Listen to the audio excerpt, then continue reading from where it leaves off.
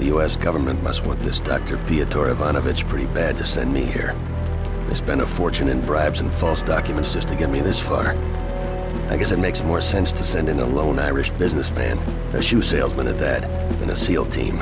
No loose ends, and no chance of starting a war. The government's all about plausible deniability these days. Can't say that I blame them. The first Soldier of Fortune is one of my favorite shooters. It's not a flawless game, but I enjoy its action movie feel and over-the-top violence and gore. Good stuff. The graphic violence is the real draw of Soldier of Fortune, and I would say it carries the game. In my opinion, it really helps enhance the gunplay, and without it, it would probably be an average shooter. Soldier of Fortune was successful, and was followed up by a sequel, which I think I've invested more time into over the years.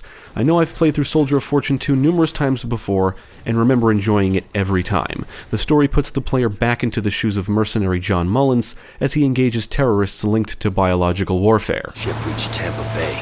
Once you're aboard, you've got to find that mutagen and destroy it at all costs.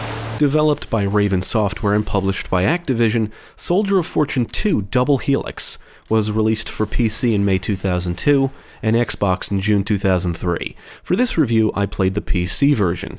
Now, I did consult the game's PC gaming wiki page before playing to see what I would need to do to get it running properly on a modern system. I downloaded and installed Squeeze Fix, I think that's how you say it, which allows for more resolutions, the field of view to scale properly, and comes with a HUD cropping fix. It should be noted, the fix requires the Gold Edition, which, as of this review, can be acquired from GOG and only works for single player. This review will contain some spoilers, so if you're sensitive to spoilers, now is the time to stop watching. You have been warned.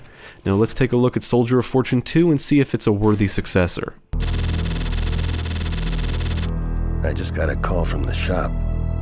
It seems they have an assignment that's suited to my talents. Whatever it is, it must be pretty important. The story of Soldier of Fortune 2 centers on biological warfare. The organization called The Shop sends John Mullins to Colombia to investigate a viral outbreak. He learns it's connected to a terrorist organization called Prometheus, and as he travels around the world trying to stop them, he learns that a mole inside the shop may be feeding the terrorists information.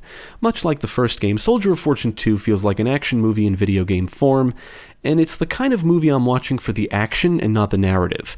But I don't hate the plot. My only major gripe with it is that the villains aren't given enough attention, and they're not as cartoonishly evil as those in the previous game. In Soldier of Fortune, John and Hawk are portrayed as take-no-prisoners types of heroes, and the villains are portrayed as hammy evil scum. I like that contrast, and Soldier of Fortune 2 just doesn't do it in the same way. You just make sure you're at the rendezvous point. Don't worry about me. I'll be there. If you don't freeze to death first. Everyone's a comedian. Now, over the years, I've discovered that some players have a real hate boner for Soldier of Fortune 2. I've always enjoyed this game, but this time I went into it with a more, let's call it, open mind. I can honestly say that this time I left it understanding some of the complaints, but I still had fun.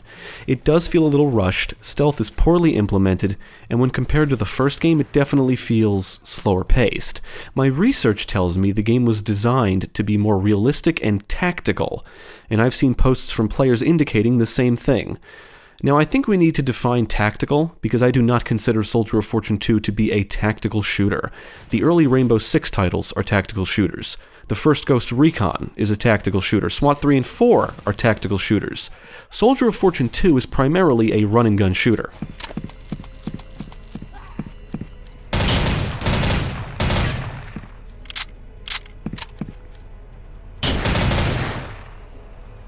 As of this review, if you type define tactical into Google, it will come back with the following definition: relating to or constituting actions carefully planned to gain a specific military end. I think carefully planned is the key part of that definition, and I cannot say I carefully planned anything in Soldier of Fortune 2. No more planning than what I would do in any other run-and-gun shooter anyway. I ran through the environments and blew away the bad guys that appeared. That's it. Sometimes I was given the option to take a stealthy approach, but I cannot say there was a lot of planning involved. Much like the first game, you can outfit John with weapons and equipment before jumping into missions, and more is unlocked as you progress through the story, and some weapons can be equipped with attachments. There's all kinds of firepower in Soldier of Fortune 2, and the gunplay proves to be extremely satisfying thanks to the gore effects. You can once again blow off people's heads and limbs, bodies will show visible wounds, people will scream and groan in agony as they die, some will choke and gurgle on what I assume is their own blood, blood will splatter on walls and surfaces, pools of blood will form under dead bodies, and blowing up bodies will often result in a mess of guts. All great stuff. The death animations are scripted and most look cool, but bodies will often get stuck in weird poses.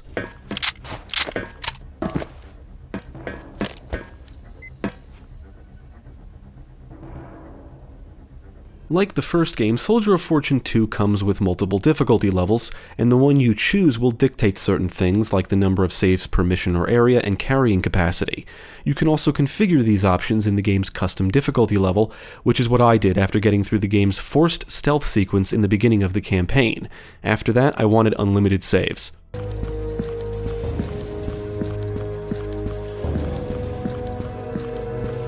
Now, as for the stealth sequence, you must navigate around a train station without being detected by enemies. It's really not that challenging, but there's a very specific way to progress through the area, and that's my issue with it, how specific it is. To remain undetected in this scenario, you can avoid and kill enemies. The quietest weapon I had at this point was the knife. However, if you don't kill the foes in one strike, the alarm goes off and you fail. If they see you, you fail. If you shoot them, you fail. It's horrible, trial and error, but I cannot say it's difficult, just tedious. It's not fun. Funnily enough, other than gunfire, the enemies don't seem to be sensitive to other noises you make, like running around behind them. In fact, the foes are positioned in very specific spots, facing very specific directions, and some walk along very specific paths. So it's not hard to see exactly what you need to do. You just need to make sure you drop them in one strike. Luckily, you're never forced to be stealthy again. You will sometimes be given opportunities to sneak, but I rarely got far with that approach. Still, it's nice to have the option.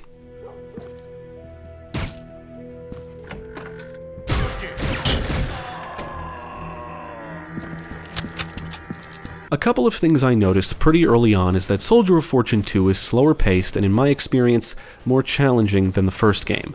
Things do slow down to convey story beats, sometimes for significant stretches. There are sequences where John has to simply move from A to B, and another where he follows someone, and these are followed by cutscenes. Luckily, the game doesn't slow down too often. Much of the gameplay has you running and gunning, and it's often wise to approach areas with some caution, especially on higher difficulty levels. You'll always be outnumbered, and some enemies can drop you pretty quick if you're not careful. Enemies can also be grenade happy, which I found to be annoying during certain missions. Grenades will often land at your feet, but the enemy AI isn't the brightest, and I found that they frequently blow themselves and each other up with their own grenades.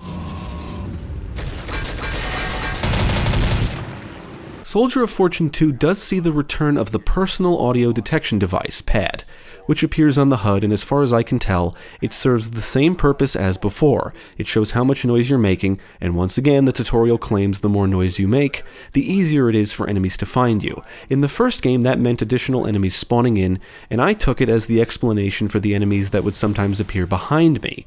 I assume it's the same thing here, but I was loud for most of my playthrough, and can honestly say I didn't encounter too many instances where enemies spawned behind me. It definitely wasn't as often as that of the first game, at least. Interestingly enough, the pad could have actually been more useful here if the stealth was better implemented, if there was more to it. But as things are, I still think it's unnecessary.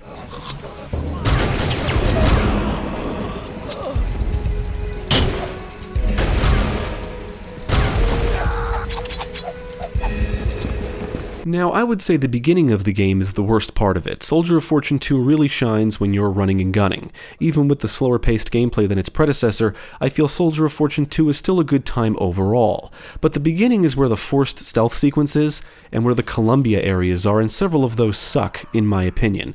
I don't know if the areas are trying to encourage stealth, but I tried sneaking at one point and failed, so I resorted to blasting. The first set of areas in Columbia have you moving along paths populated with foes, but the foliage can make it hard to see where enemies are, and some sections don't have a lot of options for cover, so you're just an easy target.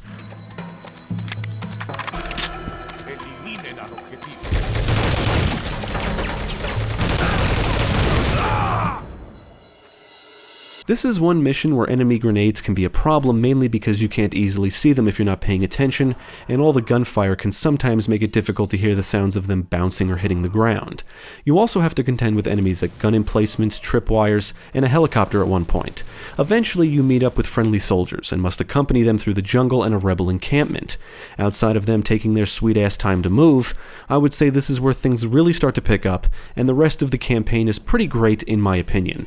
Now, I normally like jungle-themed areas and missions in games, but the Columbia mission here can be frustrating, and I would even say it acts as a difficulty spike.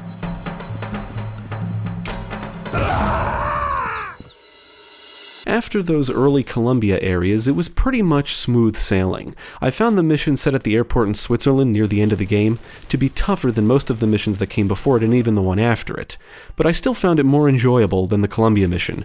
Soldier of Fortune 2 takes you to multiple locations around the world, and in my opinion it puts you in some pretty cool scenarios. You'll infiltrate a mansion and shoot your way through it, and this is one sequence where you're given the option to sneak. There's another mission later in the game where you have to fight your way through a hospital as enemies come rappelling down ropes and crashing through windows. I love shit like that, cinematic action type stuff. You'll also get to blast your way through a hotel in Prague, the streets of Hong Kong, and scuttle a cargo ship on the Atlantic Ocean.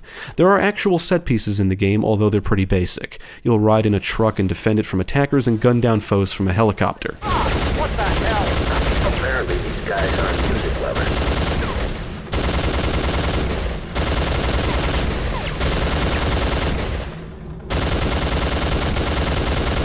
Just like the previous game, the environments appear to be designed in a way so they reflect realistic-looking locations and settings. Each major location the game takes you to does look and feel different, and missions consist of multiple areas separated by load points. You can use equipment like thermal and night vision goggles for better visibility in certain environments, and you will have to interact with things and pick locks from time to time to progress. I did get lost or stuck a few times, unsure of what to do or where to go, and it was usually because I missed something. Other than those few instances, I can't say it was ever hard to figure out how to proceed. The environments are populated with plenty of foes to shoot, and the enemy models reflect the different factions you battle, but all enemies seem to behave the same as far as I can tell. As I indicated earlier, the enemy AI isn't always the brightest. They do the basics like run around, shoot, and throw grenades. You'll spill a lot of blood and blow off a lot of limbs on your adventure in typical Soldier of Fortune fashion.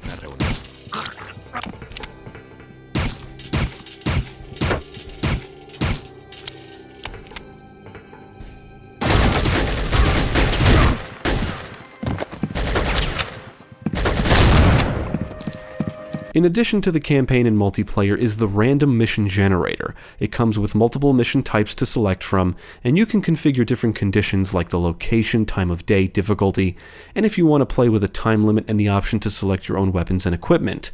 You can generate different seeds which translate to different map layouts, but unfortunately they all kind of feel the same. Furthermore, the maps look bland with buildings, objects, and structures that are randomly placed about, as expected from a mode like this.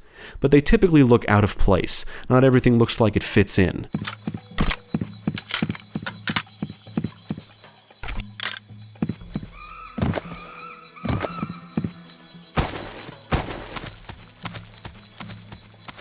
The maps are always populated with enemies, and a lot of areas are just empty space, so you're wide open much of the time, and will often be attacked from multiple directions, and if the mission is set at night, it can be hard to locate snipers. Nevertheless, I do think the random mission generator is a wonderful idea. The concept is cool.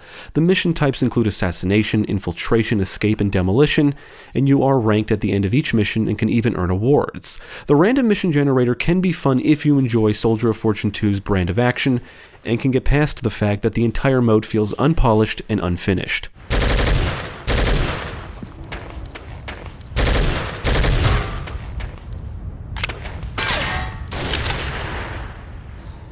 Visually, I think Soldier of Fortune 2 looks pretty good for its time. It appears to be aiming for a more realistic look than its predecessor, and I would say it mostly succeeds. Character models are not as bulky, and the gore effects, while excellent, don't look as cartoony, if that makes sense. The game features pretty good environmental variety, but I do think some areas look a little bland, specifically certain areas in Colombia. Some of the enemy animations can also appear a little wonky from time to time. On the audio side, I think most of the weapons sound great, and once again, I enjoyed listening to the groans and screams of dying enemies. I cannot say the music is anything special. The soundtrack does kind of add a cinematic quality to the action, but I can't say any of the tunes really stood out to me. On the technical side, the game ran fine and I encountered no major issues.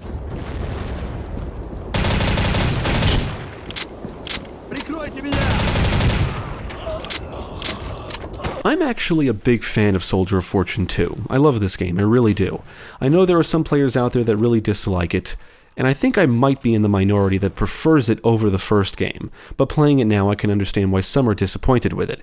It's definitely not as polished as the first game, and some ideas are clearly not fleshed out enough. Parts of the game do feel unfinished. But despite that, I still enjoy it. I love the action, I love the gore, and I love the tone and atmosphere. I love the action movie feel of it and the scenarios the game puts you in. The beginning of the campaign can be a little rough, but I love the rest of it, and the random mission generator is a disappointment for me, and that's only because I really love the idea, the concept. It does add some replay value to the single-player experience, but it's a shame it feels so bland and unpolished. As much as I enjoy Soldier of Fortune 2, I definitely feel it should have spent more time in the oven. If the developers fleshed out some ideas more, fixed some of the oddities, and tweaked some things, I have no doubt it would have turned out even better.